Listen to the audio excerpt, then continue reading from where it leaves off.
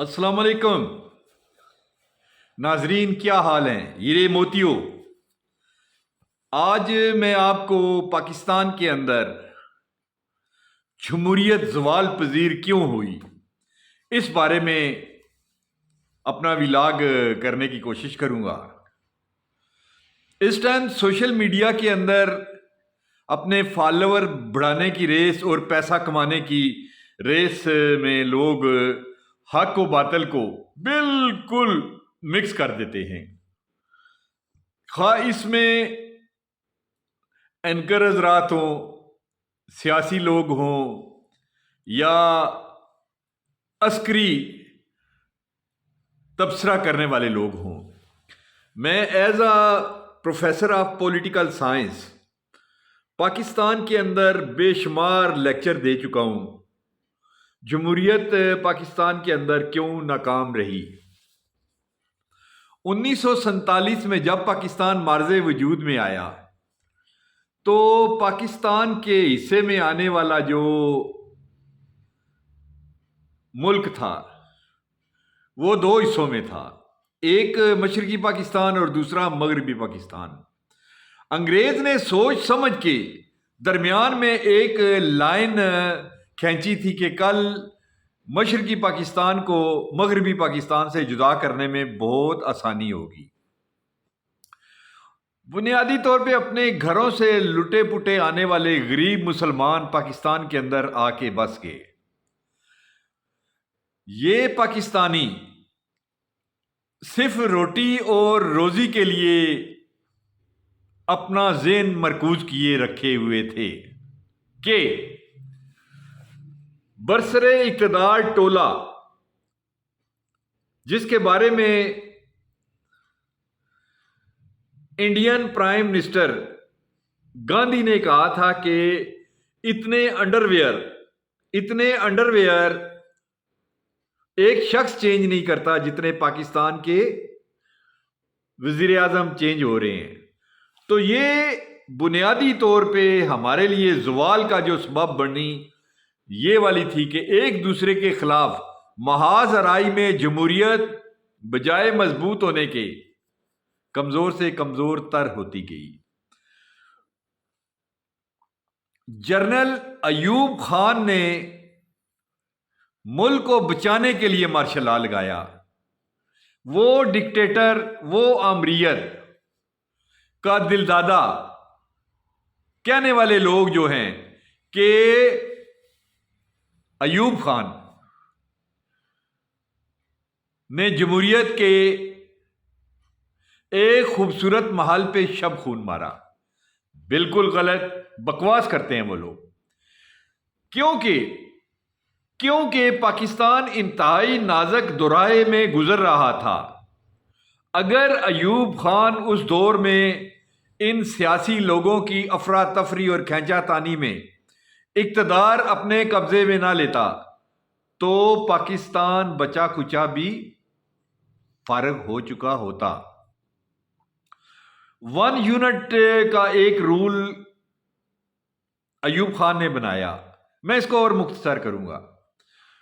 अब आगे चलते चलते उसने पाकिस्तान के डेमोक्रेटिक प्रोसेस में फातिमा जिन्ना को साथ मिलाने की कोशिश की, लेकिन एक धड़े ने फातिमा जिन्ना को अयूब खान और मिलिट्री एस्टेब्लिशमेंट से दूर रखने के लिए महाज आराई शुरू कर दी।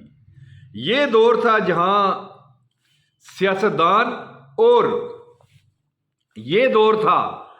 सियासतदान और मिलिट्री एस्टेब्लिशमेंट के दौरान दीवारें खड़ी होना शुरू हो गई। आर्मी के एस्टेब्लिशमेंट अपना जोर लगा रही थी और फातिमा जिन्ना अपना जोर लगा रही थी। इसमें जो भी अवामल हुए उसको डिस्कस करना बहुत बड़ा टाइम चाहिए, लेकिन अहले मुफक्कर लोगों के लिए मेरी ये सोच और जो मुल्क के अंदर डेमोक्रेटिक प्रोसेस के ऊपर अरूज रखते हैं उनके लिए मेरा आज का विलाग बहुत बेहतर है। कुछ फिक्रमंद लोग इसके साथ हो गए, अयूब खान के साथ हो गए, और कायदे आजम के धड़े के लोग कुछ जो हैं वो فاطمہ جناح کے ساتھ ہو گئے۔ ظاہر ہے ڈیموکریٹک پروسیس کے اندر جب تک اپوزیشن اور گورنمنٹ حزب اقتدار کے لوگ اکٹھے نہ ہوں تو جمہوریت جو ہے وہ زیرو ہو جاتی ہے۔ اس میں اچھا رول ادا کیا فاطمہ جناح نے، کانٹیسٹ کیا، اسٹیبلشمنٹ تمام چیزیں اس کے ساتھ تھی جنرل ایوب کے، فیلڈ مارشل ایوب کے، اور وہ جیت گیا۔ جیتنے کا ہر طرح کا بہانہ بناتے ہیں یہ لوگ جو ہیں اور جیت جاتے ہیں۔ پھر اس کے بعد اس نے سیاسی لوگوں کو پروان چڑھایا، جس میں ذوالفقار علی بھٹو نے اس پارٹی کو جوائن کیا ایز اے وزیر خارجہ۔ ایک اچھا آدمی تھا، ایک سیاسی آدمی تھا۔ اس نے ایوب خان کا پتہ کاٹنے کے لیے لوگوں کے اندر ایک زبردست قسم کی مہم چلائی۔ اس دوران ایوب خان بوڑھا ہو چکا تھا۔ جو انرجی اس نے استعمال کی جنگوں میں، پاکستان کے ڈیم بنانے میں اور اسلام آباد بنانے میں، یہ بہت بڑے اس کے رول تھے۔ اب ایوب خان کو سیاسی طور پہ کتا کہا جا رہا تھا۔ جس طرح جنرل مشرف نے وردی اتار کے اپنی جان چھڑائی، اس طرح ایوب خان نے اپنی جان چھڑا لی اور اقتدار کس کے حوالے کر دیا؟ یحییٰ کے حوالے کر دیا۔ اس دوران الیکشن ہوئے پاکستان کے اندر، ون یونٹ برقرار تھا۔ اگر سیاسی اسٹیبلشمنٹ اور فوجی اسٹیبلشمنٹ ایک دوسرے کے ساتھ اچھے طریقے سے چلتے، مثال کے طور پہ مجیبر رحمان کو حق دے دیتے پاکستان کے اندر حکومت کرنے کا، تو پاکستان آج اکنامکلی اور پولیٹیکلی اور معاشی سماجی لحاظ سے کمزور نہ ہوتا۔ جب آرمی اسٹیبلشمنٹ کے جو سینئر لوگ تھے، جنہوں نے اپنی ذات کو عیاشی کے اندر مبتلا کیا، میں نام نہیں لینا چاہتا، انہوں نے مشرقی پاکستان کے اندر وہاں کی خواتین کے ساتھ ریپ کیے، نفرت بڑھی، اور مجیبر رحمان جو پاکستان کا ہمدرد تھا، پاکستان کے لیے تقریریں کرنے والا تھا، اس کو اقتدار کے اوپر بٹھا دیا گیا انڈیا نے پاکستان کے ساتھ ایک بہت بڑا کھلواڑ کر کے۔ بہرحال دوستو، وہ دور جو اسٹیبلشمنٹ کا پولیٹیکل پارٹیوں کے ساتھ ٹینشن کا تھا، وہ فاطمہ جناح کے دور سے شروع ہوا۔ اب اس کے بعد ظاہر ہے جرنیل تھے، اس کے نیچے میجر تھے، انہوں نے اوپر جرنل آنا تھا، وہ ساری ہسٹری دیکھ کے آ رہے تھے۔ اس دوران بھٹو اقتدار میں آ گیا اور بھٹو نے جونیئر سینئر جرنیلوں کا پہلا حق تھا۔ بھٹو نے جونیئر جرنیلوں کی سینیئرٹی کے اوپر ترقی کر کے اور ضیاء الحق کو کیا بنایا؟ 4 اسٹار جنرل۔ اب جو سینئر جرنیل تھے، ان کے اندر نفرت پیدا ہوئی، آرمی کے اندر اور اسٹیبلشمنٹ میں نفرت پیدا ہوئی۔ اس دوران ظاہر ہے آرمی کے اندر ایک رول ہوتا ہے کہ جو جرنل ہوتا ہے، جب جرنل بن جاتا ہے تو باقی سارے اس کی کمانڈ میں آ جاتے ہیں۔ تو 11 سال ضیاء الحق نے خوب پاکستان کے اندر سیاست میں رپورٹ تیار کیے، نواز شریف کی صورت میں اور شعبوں کی صورت میں۔ اگر فضا میں طیارہ نہ پھٹتا، امریکہ کے مفادات ضیاء الحق سے ختم ہو چکے تھے، طیارہ نہ پھڑوایا جاتا تو ضیاء الحق ہو سکتا ہے آج بھی بیساکھیوں کے ساتھ پاکستان کے اوپر براجمان ہوتا۔ طیارہ پھٹ گیا، نئے آنے والے لوگوں نے چیف آف آرمی سٹاف کا عہدہ سنبھالا، انہوں نے الیکشن کروائے اور الیکشن میں بے نظیر جیت گئی۔ جب الیکشن کے اندر بے نظیر جیتی تو ضیاء الحق کے پروردہ بے نظیر کے خلاف ہوگی. اب سیاسی جماعتوں کے اندر محاذ آرائی شروع ہوگی، سیاسی جماعتوں کے اندر محاذ آرائی شروع ہوگی. یہ مولانا فضل الرحمان، ولی خان، جماعت اسلامی، آصف زرداری کا باپ حاکم زرداری، میاں شہباز شریف، یہ سارے اکٹھے ہو گئے اور انہوں نے مل کے بھٹو کے خلاف ایک محاذ قائم کر دیا نظام مصطفیٰ کی تحریک میں. آخر کار ضیاء الحق برسر اقتدار آ گیا. یہ درمیان کی ایک کڑی میں درمیان سے بھول گیا تھا، پہلے لے آیا. افغانستان کی جنگ آ گئی. پھر کیا ہوا؟ تیارہ پھٹ گیا. نئے جرنیل آئے، الیکشن کروائے. دو پارٹیاں برسر اقتدار ہوتی رہی، کبھی ایک کبھی دوسری. لیکن ان کا سب سے غلط کام جو تھا وہ کیا تھا کہ یہ جونیئر جرنیل جو تھے، ایک ظاہر جنرل لیفٹیننٹ کے عہدے سے ہوتا اتنی ماریں کھا کے محنتیں کر کے جنگیں جیت کے جب وہ اس قابل ہوتا ہے کہ وہ جرنل فل بنے تو اس کی جگہ ایک جونیئر آدمی کو جرنل بنا دیا جائے تو اس کے دل میں تو نفرت ہوگی نا.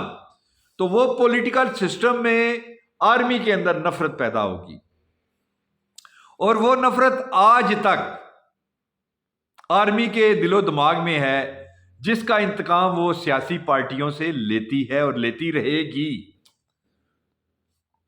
عمران خان بنیادی طور پہ وطن کی ناموس کے لیے ایک بہت زبردست شخص تھا، لیکن وہ آرمی کی سیاست کو نہیں سمجھ سکا، اسٹیبلشمنٹ کی. اس نے سوچا کہ شاید میرے سر کے اوپر آرمی کا ہاتھ ہمیشہ رہے گا.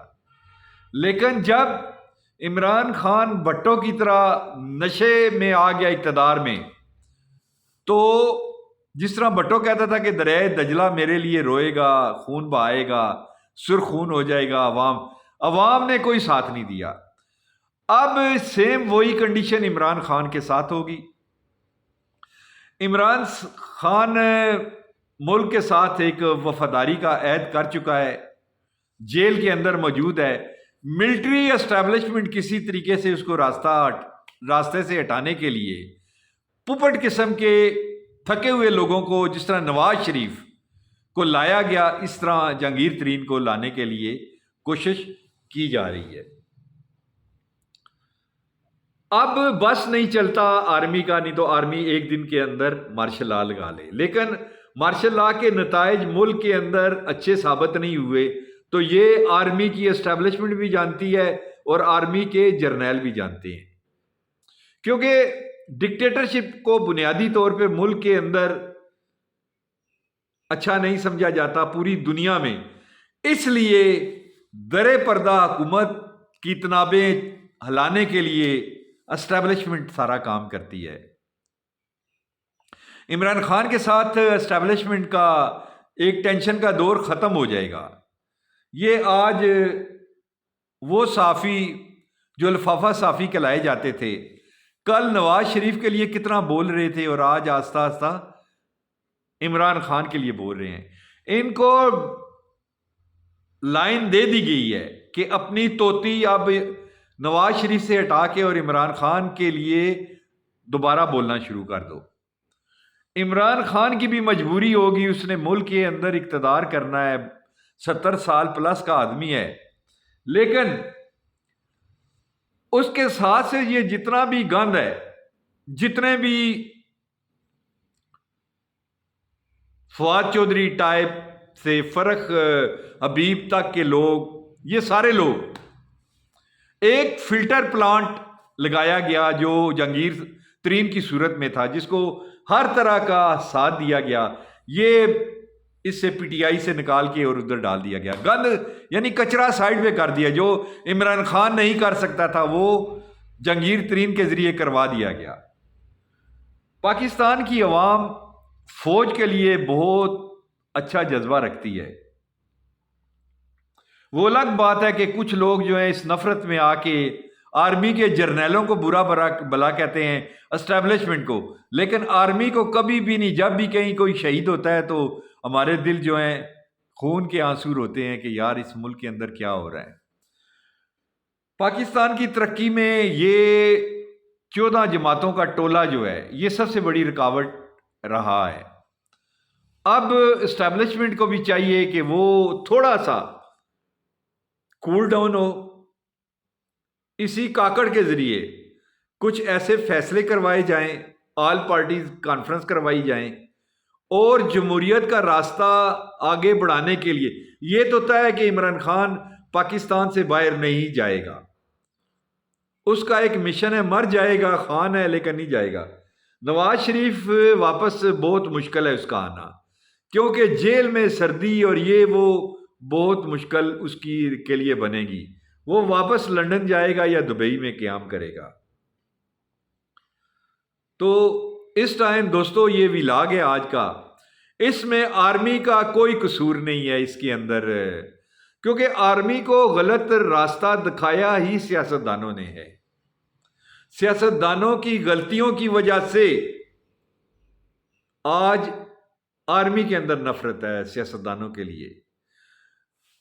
اسٹیبلشمنٹ کو جو راستہ یہ لوگ دکھاتے ہیں، کیونکہ سیاسی لوگ نہیں ہیں، وہ سوجھ بوجھ ہے، لیکن اس راستے کے اوپر وہ چل جاتے ہیں. جیسے 9 مئی کا واقعہ کروانے میں آرمی کا ہاتھ نہیں ہے، اسٹیبلشمنٹ کا ہاتھ نہیں ہے. اس میں وہ لوگ جو 2/3 میجارٹی دیکھ رہے تھے انہوں نے یہ سارا کام کیا ہے.